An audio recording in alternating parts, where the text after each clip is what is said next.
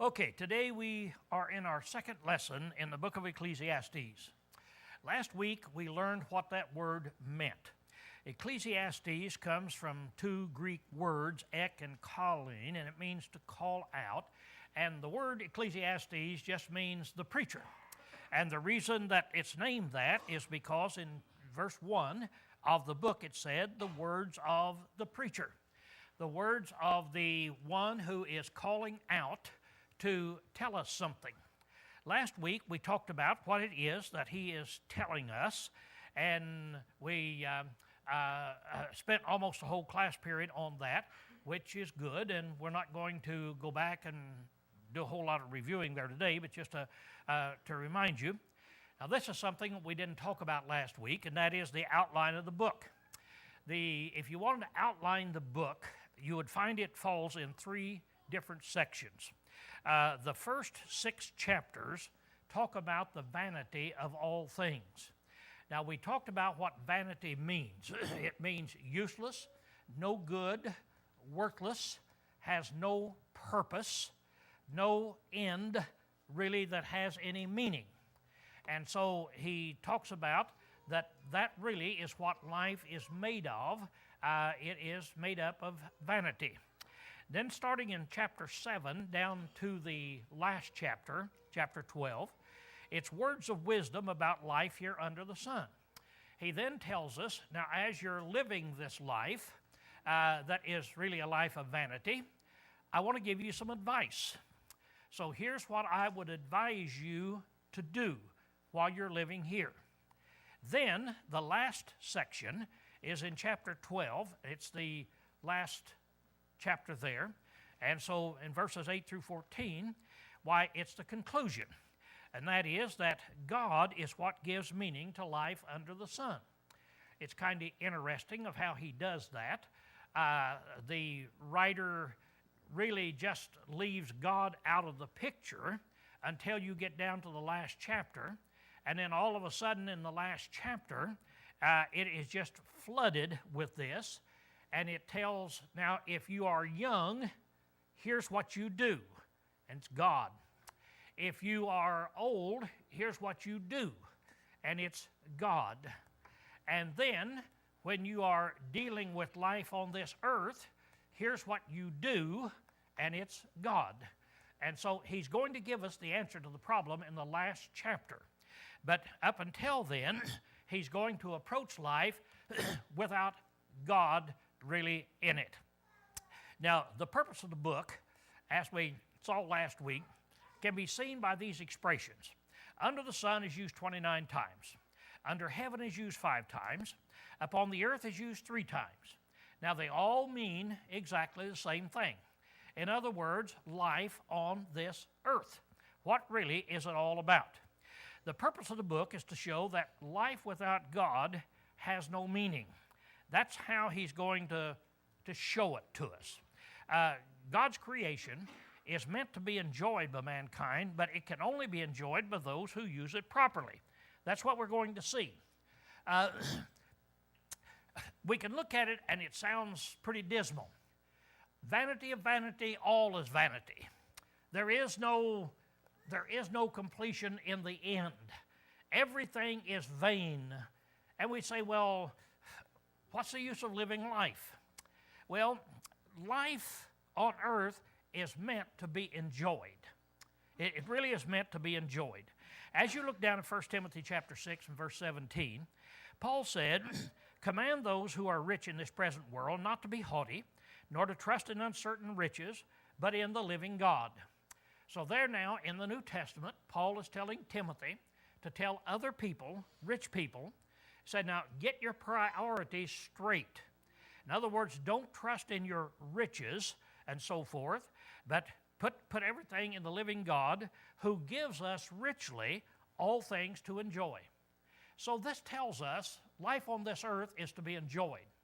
And God in his creation bestowed it upon us richly. He didn't give us just a little thing to be enjoyed. He didn't give us just a few things that we can enjoy and then everything else is bad stuff. No, God in his creation made it so that he gave us richly all things to enjoy. So now if you look at that verse, you see he said, now, for those who are rich, talking about the rich people that has a lot of material, earthly possessions, here's what you do. You understand that that is uncertain, that you can't put your confidence in that, but you put your confidence in God. And now God has made us rich. He has given us richly. Everybody's rich. So we might look at it in this way. According to God's creation, He has made it so that when you come into this earth and you live through life, you're going to live a rich life if you use it properly. And because God gave us richly all things to be enjoyed. I guess it might be like this. Let's suppose that when a baby is born, that there is some rich guy, richest person on the earth, that he puts $1 million in the bank account for that baby. Here's $1 million that you have to spend and enjoy as you go through life. Now, if that child doesn't understand that, and the child doesn't understand how to use that, he doesn't know that he has that money in the bank. He can go through this life suffering. He'll go through this life not having any fun. He'll go through this life in a terrible way. But if he does realize, look, I have been made rich. Now here's how I'm going to use it. That really is what God has done. He has made this earth and this creation, and He's made it so that all of us can be rich in the things which we can enjoy. So what we need to do is learn, and that's what the book of Ecclesiastes is about, learn how to use this creation. Learn how to use this life so that we can enjoy this life, so that it will be a fun life. But the whole purpose is, the first thing is to learn that life without God has no meaning. It really has no meaning. Now, what we should learn from this book is that life is not a hopeless end, and this is what we find so many people looking at. There's just no hope. It's just a struggle all the way through life. Nothing to be enjoyed, nothing to look forward to in there. That's not what it is. Life really happens, has an endless hope when you put God in His proper place. When we put Him in there, then we have this great hope that is in there. Now, there's only one lesson that we must learn today. Now, this is a pretty simple class. Only one thing, even Mitch Smith can get this. We're not going to get into any rich stuff, just one little thing that we're going to learn. And that is, what is life all about without God? Now, as we think about this, what is life like without God? We say, why is He doing this? Why does Solomon spend so much time, the first 6 chapters? Why does he spend all of this time showing us life without God ends up with all kinds of problems? He's going to show us that it doesn't make any difference how wise you are. In fact, the wiser you become, the more problems you have if you don't put God in His proper place. He's going to show us that pleasure and riches, in fact, the more you have, the worse off you are if you don't put God in His proper place.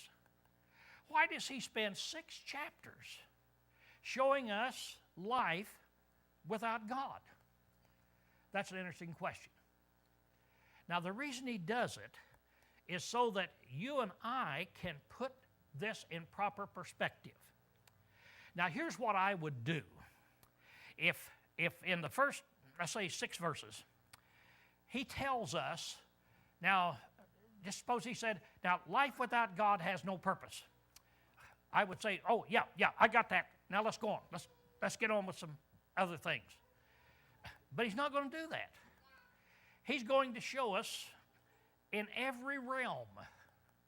He's going to get into specifics. He's going to say whether you're wise, whether you're a fool, whether you're rich, whether you're poor, whether you have fun, whether you don't have fun, whatever it is. He said, this is what you're going to find. Now, why does he spend all that time? And he does it so that we can understand it. Even I will be able to get it. I thought it was kind of interesting last Sunday night. I went home and Sunday night football was on, so I turned it on. The Indianapolis Colts were playing. Now, there's a quarterback for that team named Peyton Manning. And he's known as perhaps the best football player, quarterback, that's ever played in the game. Every year, the Indianapolis Colts get right up and go to the playoffs and go either in the Super Bowl or playing for the Super Bowl, and they're just a magnificent team. And every game they play, you watch it, because even if they're behind, why, in the last 3 seconds, a lot of times, they pull themselves out. Just a magnificent football team. Well, this year, Peyton Manning had an x-ray on his neck, and he's got a problem, and he can't play football. So they got a new quarterback. One man, out of a 45-man roster, one man is setting out this year. They haven't won a game. Not a game. And you say, well, is it all because of him? Are you trying to tell me? Well, that's what these people, the announcers, said. They said, that's a good question. Is he really that good? So they said, let's try it and see. So you know what they did in order to prove it to us guys sitting there watching? They said, let us show you something. Let us show you this play. And so it doesn't make any difference what play you've got. But here it is. It runs down there, and the pass receiver runs down. The quarterback comes back. And so he passes to this guy. And then the next time he passes to this guy. And then they started showing these plays. And they said, now watch this. So he passed, and the guy got the ball knocked out of his hand. They said, now let's watch, because when Peyton Manning was playing, he ran the same play, so let's watch him. So they watched, and ping! Guy caught it, went for a touchdown. Okay, let's do this over here. Ping! Guy catch it, he goes for a touchdown. So they said, what is the difference? So he said, if you'll notice, then they timed it. This quarterback, it takes him so many seconds to let go of the ball. Peyton Manning comes back, and he lets go of it maybe 1 second sooner. He just a little faster, just 1 second. Ping, touchdown. Ping, touchdown. And so they spent time showing, now how important is Peyton Manning? Well, they did it the way the book of Ecclesiastes is doing it. They showed you a football game without him. So if that team doesn't have him, they lose. How important is Peyton Manning? That's what the book of Ecclesiastes is about. It's about life without God. It doesn't just say, I want you to imagine it, but it says, I want to show you something. I want to show you life without God. Here's what it's like. So he's going to take a rich man. He's going to take a wise man. He's going to take all these people, and he's going to say, look, now what is it they're missing? Why do they end up so sad? And in every case, it's just life without God. And so that's going to impress us. That's what the first 6 chapters really is going to be about. Now today, the only thing I want Mitch to get is, how should we view life? As we go into life and we look at life, how should we view life? That's a big thing. That's a big thing. Last week we only learned one thing, and that is life without God has no meaning. Now today, how should you look at life? When a little baby's born, goes through life, how should that child be taught to look at life? What is life all about? Now, that's what he's going to show us in these verses that we have today in a rather unique way. Now, he introduces the subject matter, and he's going to approach it by looking at life on this earth without God. What is its purpose? What's the purpose of life without God? Let's just imagine for the next 6 chapters, there is no God. The only thing we've got is life. We've got the universe. And now, what is the purpose? What is your purpose here? What is your end? What will eventually become of you? How will you end up? If you're rich, if you're poor, if you're powerful, how will you end up? That's how he's going to start looking at this. So he now approaches it by showing us this.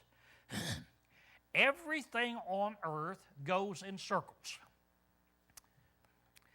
You get to live through life one time, and then you're gone and forgotten. Now think about it. Life on earth is just a big circle. You get to live it once, and you're off. Next generation lives it, they're gone. Next generation lives it, they're gone. That's what life on this earth really is about. Now, you will never find your purpose fulfilled before you are taken away, and your life on earth will then be turned over to a newer generation. I don't care if you live to be 100 years old, and you keep searching for your purpose in life. Now remember, without God, we're just acting like there is no God. And you try to find your purpose in life, you're never going to find it until you're gone and a new generation steps in, and then they say, now, I'll find the purpose. And every generation thinks they're capable of doing this. But the problem is, the new generation will go through the same cycle. And it's just one cycle after another.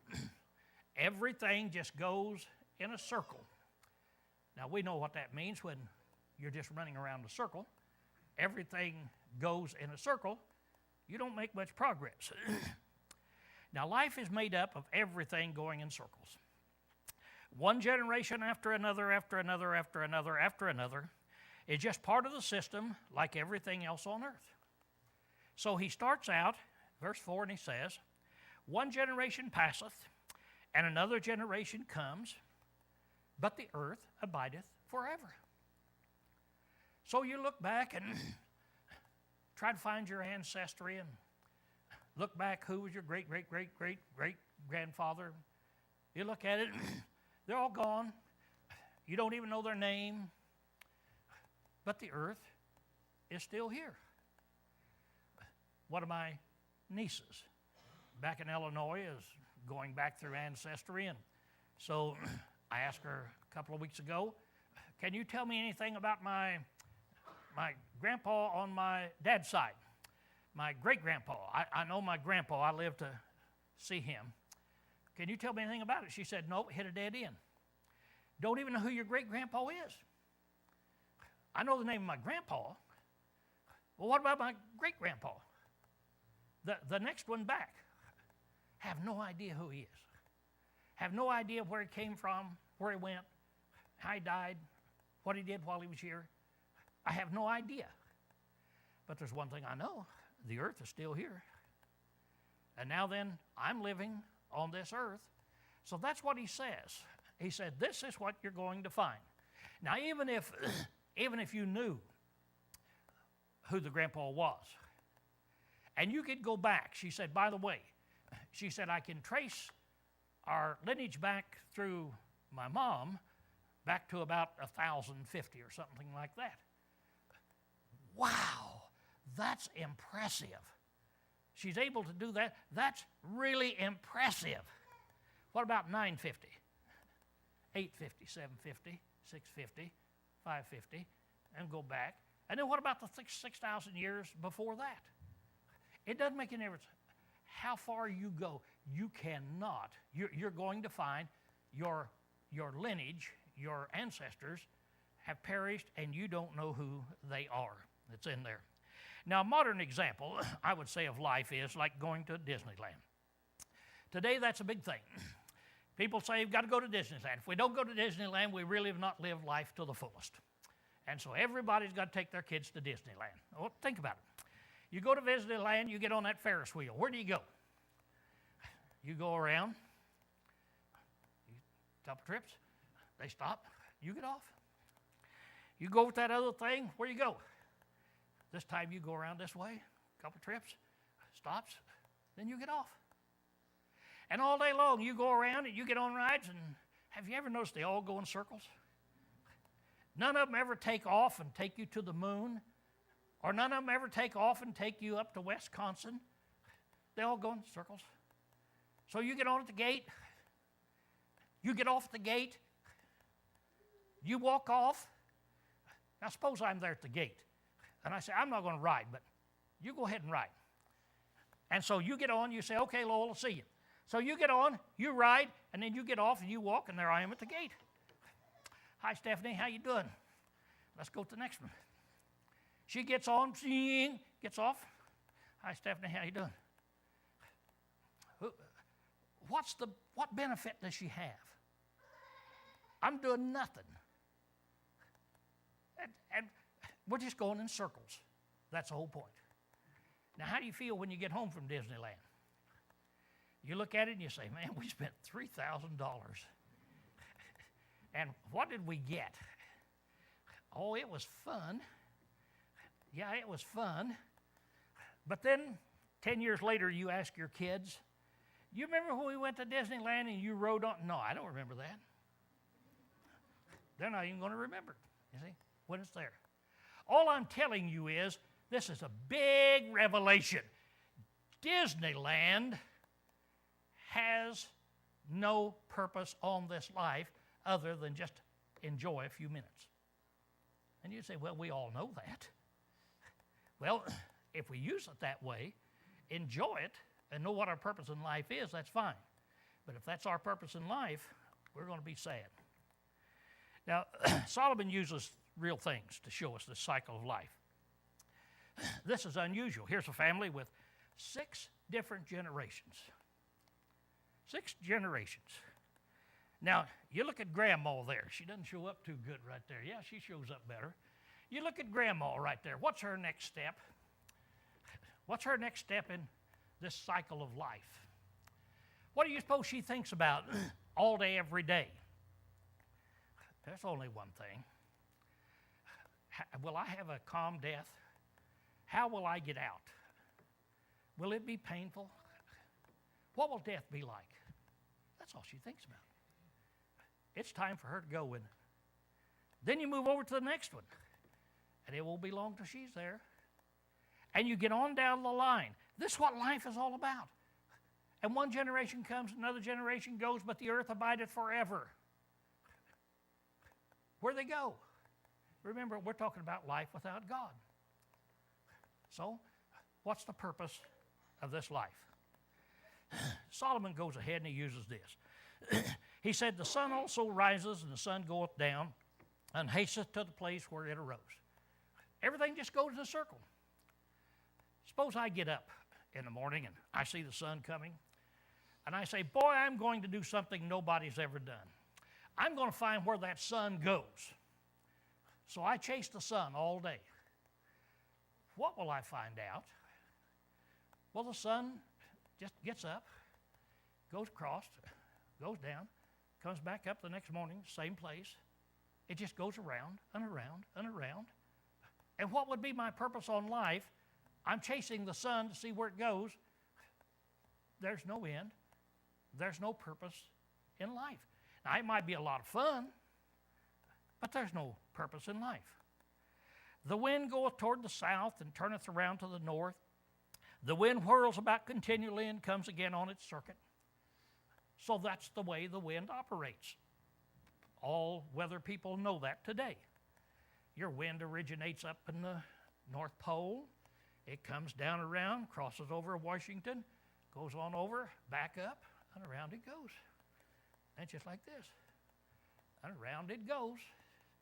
And as the weather blows by here, why, I can call my sister back in Illinois and get ready. In about 3 days, you're going to have this or you're going to have that. It just goes around and around and around. Now, Solomon told us that, see, these many years ago.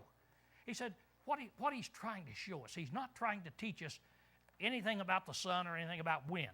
He's just trying to say, observe this, and you will find everything in nature just goes around and around and around and around in circles, and there's no end to it. See? Doesn't make a difference what you take. I look out my window every morning, and there are birds. Certain birds land in the same tree every morning at the same time. It doesn't make any difference whether it's Sunday morning, this morning, or some other time. Those birds will land there. Then they'll fly away. Some more birds will come. They land there. They'll fly away. Another group of birds will come. And the way it goes. Those birds just go around and around the same circle every day. Leaves are getting ready to start falling from the trees. It happens every year. All the leaves will fall. They'll all decay, replenish the earth with nourishment. Next spring, the juices will come up, and life will start over again, and we'll have new leaves. Then, next October, leaves will start turning. Now, how long has that been going on? See, long as the earth has been here, it just keeps going. But what happens? You go around in circles. So any way you look at life, it's made up of circles. Now, if there is no God, that's what you are.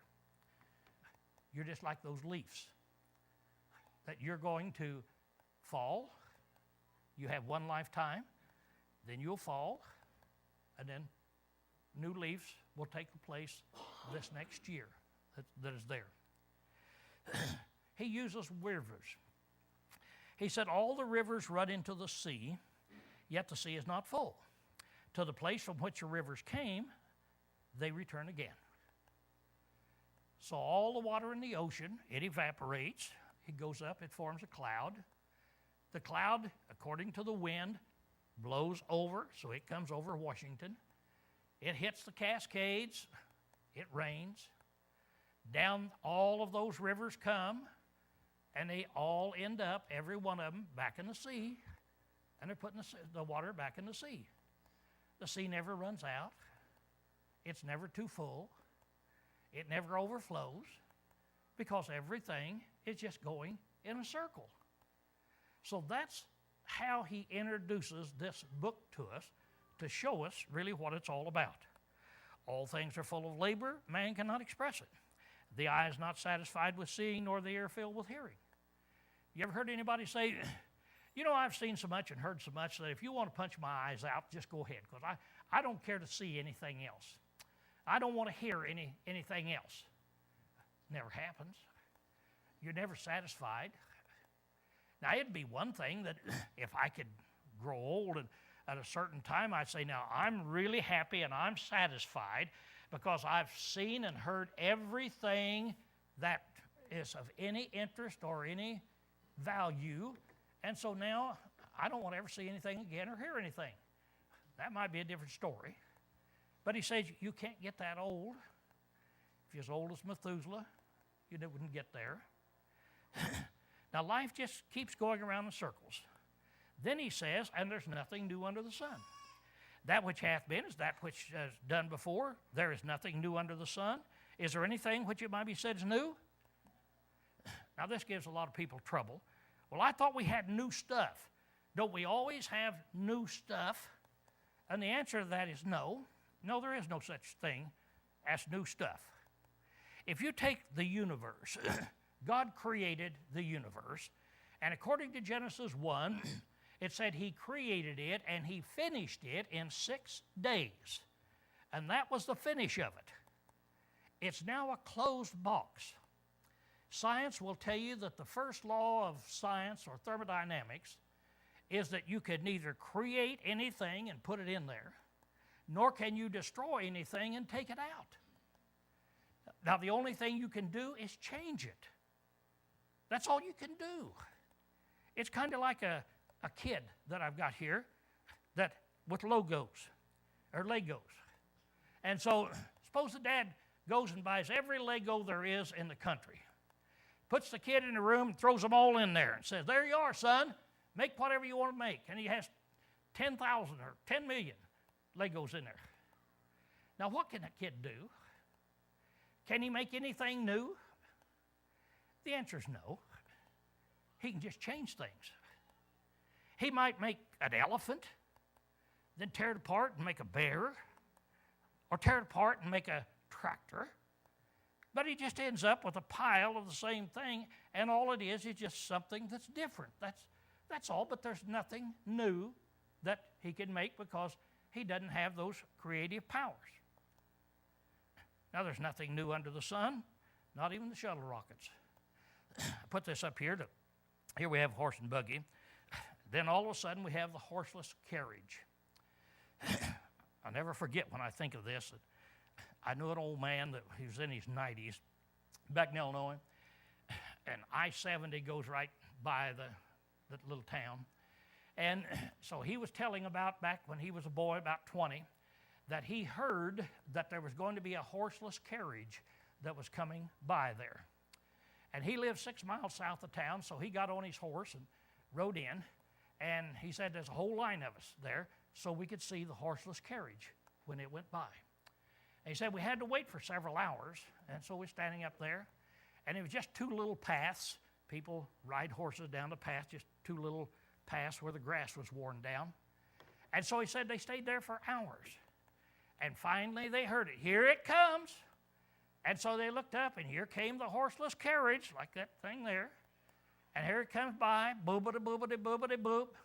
He said the people waved at us. Two guys in there waved, and the way they went, and oh man, he said that was something. So I said, well, tell me about it. Was it really exciting? Oh, yeah. Oh, yeah. He said, I got in trouble with my dad. My dad he just bawled me out because I wasted my time going up and seeing such nonsense. He said, but it was worth it. It was worth it. It was really something. Well, all you got there is nothing new. You just got a different form of power. Finally, they took that thing and they put wings on it, and then you got your airplane. Finally, they took an airplane and they just changed the engines on it, and they found rock. Nothing new. It's all the same system. It's all the same aerodynamics. It's all the same engineers that do it. Nothing new under the sun. So life on this earth is like a hamster wheel where there is no end. And all you can do is change the hamsters or people. There we go. That's what life is about. If you say, well, I'm on this earth, and what is it? Well, there's what it is. It's about this. Grandma's had her turn. Now then, next grandma's having her turn. It's just going around and around and around. And that's all you're going to do if you do not have God in the proper perspective that we've got there. Every generation goes, every generation comes. Like this cartoon says, all you can do is go faster, faster. But if you go faster, all you do is get off your wheel faster. There's nothing new under the sun. See? That's where he's getting at. It always ends up the same way. There is no remembrance of former things, nor will there be any remembrance of things that are to come by those who will come after. So you get your time on this earth, and then you're off. The next one gets it, and then they're off. And you're going to be forgotten. The next generation will be forgotten. The next generation will be forgotten. All we got to do is try to trace our ancestry, and we find this out. And all of this is because we've got this earth. It's given to us. It's a lovely place to live, but only if we put God in the proper perspective. If we try to find happiness any other way, we're going to end up just like this person on that wheel, actually going nowhere.